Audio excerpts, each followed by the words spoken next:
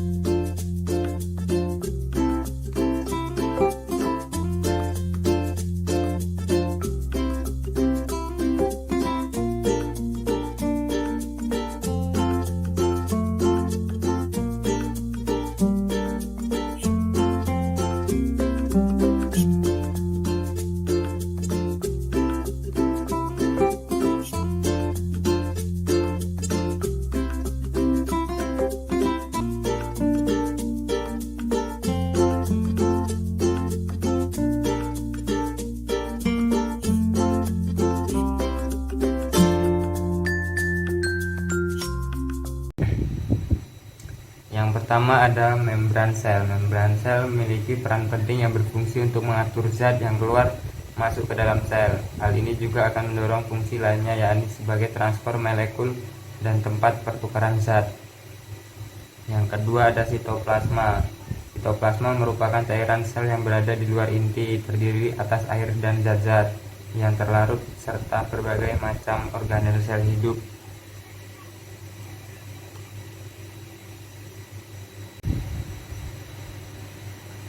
Yang ketiga ada lisosom. Lisosom adalah organel sel yang berbentuk bulatan kantung membran sel dan dihasilkan oleh badan biologi. Lisosom berfungsi sebagai sistem pencernaan untuk sel.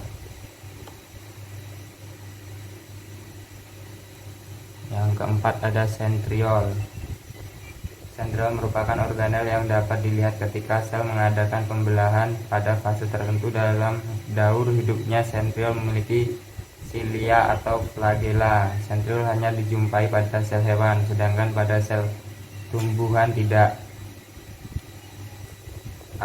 Selanjutnya aparatus Golgi berfungsi melepaskan sekresi pada permukaan sel, membentuk mirosom serta akrosom, membentuk kantung vesikula untuk sekresi sel, dan membantu proses pembentukan dinding sel tumbuhan.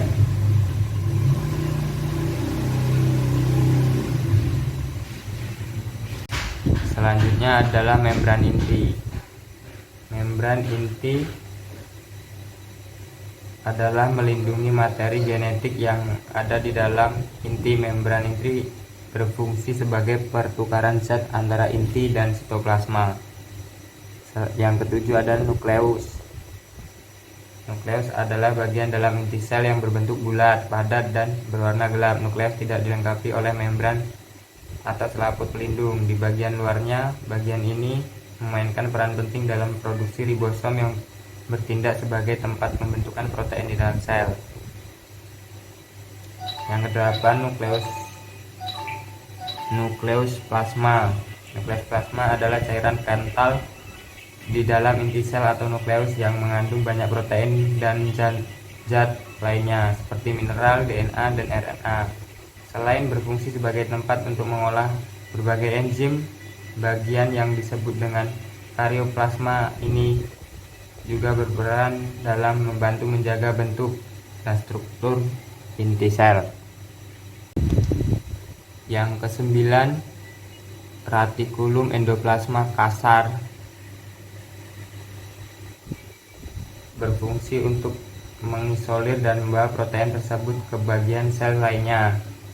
Sedangkan retikulum endoplasma halus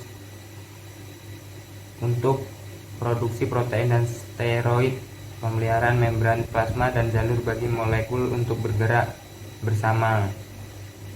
Selanjutnya, ribosom merupakan salah satu organel yang tidak memiliki membran tetapi berperan penting dalam proses sintetis, yang mana ribosom berfungsi untuk efektif dalam menerjemahkan mRNA yang akan berubah menjadi protein.